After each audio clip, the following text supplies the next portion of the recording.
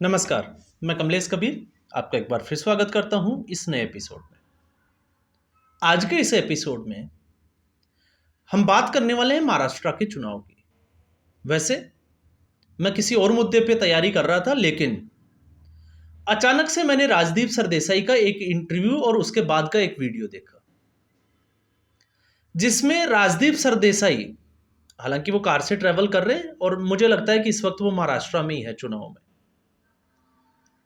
और उनका जो स्टेटमेंट जो उन्होंने बोला महाराष्ट्र के चुनाव में कि इस बार जो है वो महाराष्ट्र के चुनाव में कॉन्फिडेंस नहीं आ रहा।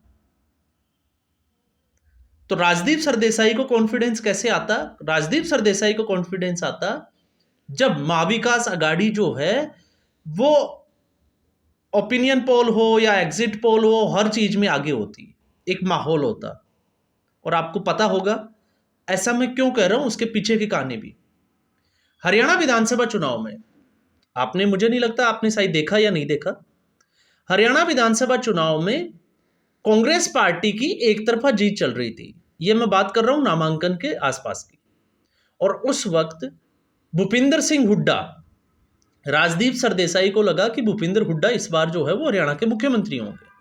तो ऐसी स्थिति में राजदीप सरदेसाई उनके घर पहुंचते हैं और उनके खाने की टेबल में लंच के साथ जो है वो उनका इंटरव्यू करते हैं। और अब जब हरियाणा के विधानसभा चुनाव परिणाम में नतीजा क्या हुआ वो आप सबने देखा। अब आते हैं महाराष्ट्र में। अब महाराष्ट्र में राजदीप सरदेसाई पहुंच गए, लेकिन सबसे बड़ा बात मुद्दा ये होता है कि इस मीडिया में विपक्ष के ही इंटरव्यू क्यों? क्या भारतीय जनता पार्टी, एकनाथ शिंदे की शिवसेना, क्या इन लोगों के इंटरव्यू नहीं लिए जा सकते थे? ऐसा भी तो हो सकता था, लेकिन ऐसा नहीं होगा। और राजदीप सरदेसाई का इतिहास है, जिस तरीके से वो बैठकर मीडिया चैनल के ऊपर नरेंद्र मोदी के विरोध में एक प्रोपेगेंडा चलाते हैं। और आपको वो भी पता होगा जब वो अमेरिका में चले गए थे और अमेरिका में इनको जो है वो किसी ने थप्पड़ भी बजा दिया था। ये इस कदर की जो है वो इनकी पत्रकारिता है। और इसी में जुड़ी हुई थी सागरिका घोष, क्योंकि वो भी पत्रकारिता के प्रोफेशन से जुड़ी हुई थी। और ममता बनर्जी से जब इनका इंटरव्यू हुआ तो उसमें जिस तरीके से उन्होंने क्वेश्चन पूछे थे, ना हिंसा की बात की, ना बांग्लादेश के घुसपैठियों को लेके कोई क्वेश्चन पूछा, ना जो है वो भ्रष्टाचार के ऊपर क्वेश्चन कर पूछा, क्योंकि इनको रसगुल्ला खाना था। और फिर ये हुआ कि सागरिका घोष को राज्यसभा में भेज दिया। तो अगर दूसरे इनकी मित्र मंडली की बात करें तो राजदीप सरदेसाई उसमें जरूर जो है वो बहुत आगे दिखाई देते हैं, क्योंकि उन्होंने इस दरबारी पत्रकारिता का फायदा भी उठाया है। और फायदा किस तरीके से उठाया? अपनी पत्नी को सीधे तौर से जो है उन्होंने राज्यसभा में सांसद बना दिया। लेकिन दूसरा, और मैं इसमें बात करूंगा लेकिन फिर उसके बाद मैं मुद्दे पे आऊंगा। रवीश कुमार के पिछले आप 10 से 12 वीडियो उठा के देख लीजिए, एक भी वीडियो 5 से 10 दिन में एक भी वीडियो जो है वो महाराष्ट्र के ऊपर नहीं है। तो आपको अंदाजा लग जाएगा। इसके अलावा अजीत अंजुम जो सीजीआई वगैरह के ऊपर जिस तरीके से, क्योंकि इनको मोदी विरोध का एक प्रोपेगेंडा चाहिए होता है, प्रोपेगेंडा तैयार करना होता है, एक एजेंडा चलाना होता है, इसलिए जिस तरीके से चंद्रचूड़ सिंह की मोदी से मुलाकात, मोदी उनके घर जाते हैं और उसके बाद से चंद्रचूड़ सिंह को कैसे घेरा जाए, मतलब चंद्रचूड़ के बहाने नरेंद्र मोदी को किस तरीके से घेरे में लिया जाए, तो चंद्रचूड़ के फैसलों की आलोचना, क्योंकि उससे पहले तक चंद्रचूड़ जो है वो इनको अच्छे लगते थे और उसके बाद में अब वो जो है वो अचानक से। और फिर उसके बाद में आते हैं अशोक वानखेड़े। अशोक वानखेड़े का तो कहना ही क्या, जवाब ही नहीं है। इस वक्त बड़े लाजवाब तरीके से एनालिसिस कर रहे हैं। और एनालिसिस का तरीका क्या है उनका मैं भी बता देता हूं। इस बार वो ना सीटों की बात कर रहे हैं, ना कैंडिडेट की बात कर रहे हैं, वो सिर्फ और सिर्फ या तो बिहार में नीतीश क्या कर रहा है, या फिर गडकरी का, और या फिर मोदी आरएसएस का, मोदी शाह का, ये हो गया वो हो गया, तमाम, मतलब हम कह सकते हैं कि मुद्दों से विपरीत जाकर बात कर रहे हैं। इसका मतलब ये है कि इस वक्त इनकी हालत ये है कि इनको कोई घास नहीं डाल रहा है, इनके पास कोई मुद्दा ही नहीं है। और ये मुद्दे जो है वो इनकी पकड़ से बाहर जा रहे हैं। और इनके जो पत्रकार थे, ना राकेश टिकैत है, योगेंद्र यादव को आपको पता ही है किस तरीके से उसका स्वागत हुआ। तो इस तरीके की मंडली भी जो है वो अभी महाराष्ट्र में है नहीं। तो इससे आप अंदाजा लगा सकते हैं कि महाराष्ट्र का जो चुनाव है वो किस तरफ जा रहा है। ये एक बड़ा जो है वो आपको, आप इसको अगर समझोगे तो आपने देखा अब तक मीडिया जो है वो सर्वे रिपोर्ट दिखाने से डर रहा है, या तो वो सर्वे कर ही नहीं रहा, और अगर सर्वे कर रहा है तो उसके समझ में ही नहीं आ रहा कि करे तो करे क्या। अब क्यों?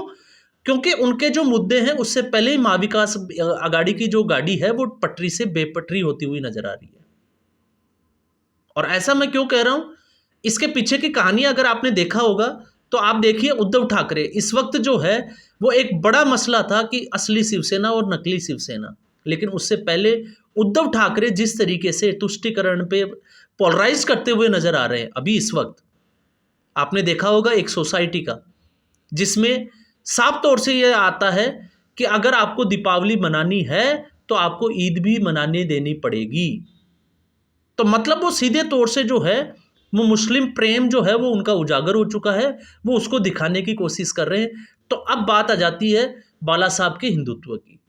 तो बाला साहब का हिंदुत्व जो है वो एक तरफा शिफ्ट होता हुआ नजर आ रहा है, और वो शिफ्ट हो रहा है एकनाथ शिंदे की तरफ से, इसलिए शिवसेना का जो है वो इनसे बनते नहीं रहा। दूसरा है शरद पवार। तो शरद पवार ने, आपको पता होगा महाराष्ट्र में जातिगत जो समीकरण है वो बड़े खतरनाक स्टेज पे चले। मराठाओं को लगातार जो है वो ब्राह्मणों के खिलाफ उकसाया जाता है, और यही एक वजह थी, इसी का एक बड़ा कारण था जिसमें जारांगे पाटिल को खड़ा किया था शरद पवार के द्वारा। ये किसी से छुपा हुआ नहीं है कि जारांगे पाटिल कौन है और किसके द्वारा खड़ा किया गया।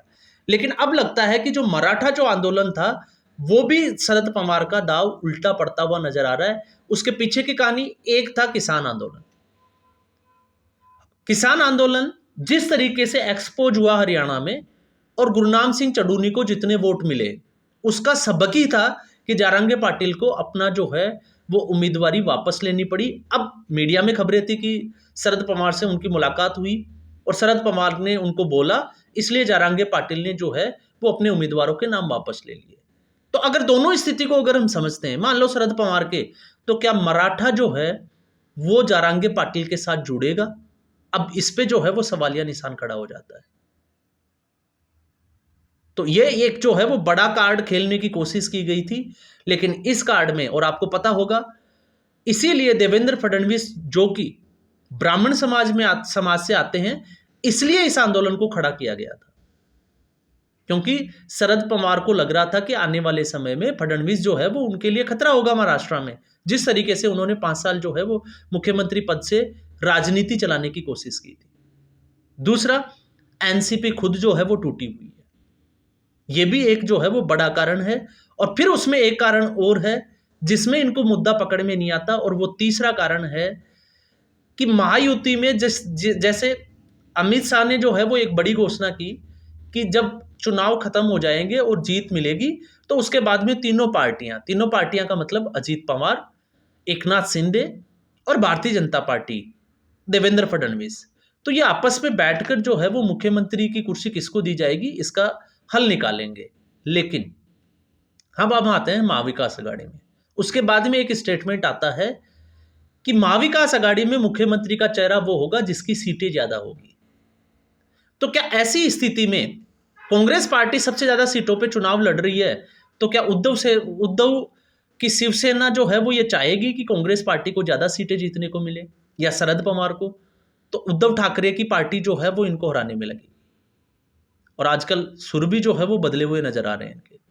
फिर कांग्रेस पार्टी इनके जो है वो उम्मीदवारों को हराने की कोशिश करेगी। तो ये जो है वो पेच फंसा हुआ है महाविकास अघाड़ी का। और इसी वजह से आपने देखा कि इस वक्त जब कोई मुद्दा नहीं है तो फिर आप दाएं बाएं की हर तरीके की बात करेंगे, लेकिन महाराष्ट्र के मुद्दों पे बात नहीं करेंगे। हिंदुओं में जाति वाली जो समस्या थी वो सबसे बड़ी समस्या थी, लेकिन योगी आदित्यनाथ के जो बटोगे तो कटोगे, और उसमें जिस तरीके से आरएसएस इसमें कूद पड़ा, और आरएसएस ने सजग रहो के नाम से जो एक अभियान शुरू किया है, उससे इन सभी पत्रकारों के हाथ पांव फूले हुए हैं। अब इनको अपनी साख भी बचानी है, अपनी पत्रकारिता भी बचानी है और बने रहना है, इसलिए ये दाएं बाएं की बातें करेंगे। महाराष्ट्र के किसी एक भी मुद्दे पे इनके पास बात करने के लिए कुछ बचा नहीं है, और अगर ये बात करते हैं तो इनको पता है कि इनकी बातें जो है वो उल्टी पड़ने वाली है 23 नवंबर को। इसलिए इस वक्त ना ये सर्वे रिपोर्ट दिखा रहे, ये नहीं कह रहे कि माँ विकास आघाड़ी जो है वो जीतने वाली है। ये अमित शाह को, नरेंद्र मोदी को, बीजेपी को, एनसीपी की टकरार की बात जरूर करेंगे, लेकिन वो ये नहीं बताएंगे कि माँ विकास आघाड़ी कहाँ चल रही है, क्योंकि सच्चाई जो है वो सबको पता है।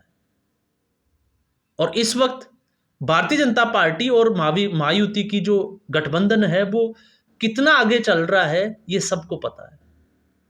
तो स्थिति जो है वो इनके लिए भी बहुत मुश्किल होने वाली है।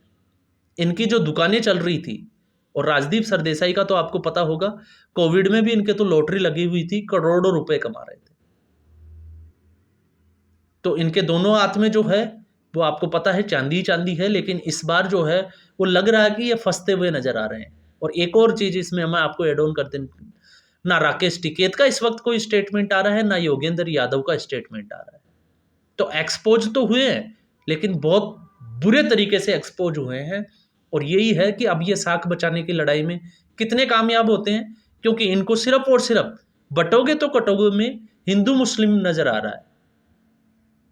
इसके अलावा इनके पास अभी कोई मुद्दा है नहीं जिस पे ये बात कर सके, क्योंकि जिस तरीके से भारतीय जनता पार्टी ने मैनिफेस्टो जारी किया है तो उससे इनके सारे एजेंडे जो है वो ध्वस्त होते हुए नजर आते हैं। क्यों? क्योंकि लाडकी बहन योजना में जिस तरीके से पिछली 3 महीने की जो किस्तें जारी हुई, लोगों के पास वो पैसा पहुंच रहा है। इसलिए रवीश कुमार तो जो है उस सिलेंडर के दामों तक आ गए कि पार्टियां जो है वो सिलेंडर के दामों पे चुनाव लड़ रही है। तो आप समझ सकते हैं महाराष्ट्र का चुनाव, महाराष्ट्र का ओपिनियन पोल क्या होने वाला है, एग्जिट पोल क्या होने वाला है, और चुनाव का परिणाम क्या होने वाला है। अब बचता है झारखंड। तो झारखंड की हम जो है वो एक नए वीडियो में इन नए मुद्दों के साथ जो है वो बात करेंगे। इससे पहले भी हमने बात की थी, लेकिन आज के एपिसोड में हमने बात की सिर्फ महाराष्ट्र के मुद्दों पे। धरातल पे लोग जो है वो काम कर रहे हैं, उनके समझ में आ रहा है कि महाराष्ट्र की जो मतदाता है, महाराष्ट्र की जो जनता है वो क्या चाहती है, उसके मन में क्या है और वो किस तरफ जाना चाहती है, और किसके गारंटी पे उनको विश्वास है, और किसके जो है वो, जिसको हम कहें कि जो वादे और दावे हैं उनके ऊपर विश्वास नहीं है, वो भी आप जो है वो देख चुके हैं। तो आज के एपिसोड में बस इतना ही। उम्मीद करूंगा ये वीडियो एपिसोड आपको पसंद आया होगा। वीडियो को लाइक करें, शेयर करें, चैनल जरूर सब्सक्राइब करें। धन्यवाद।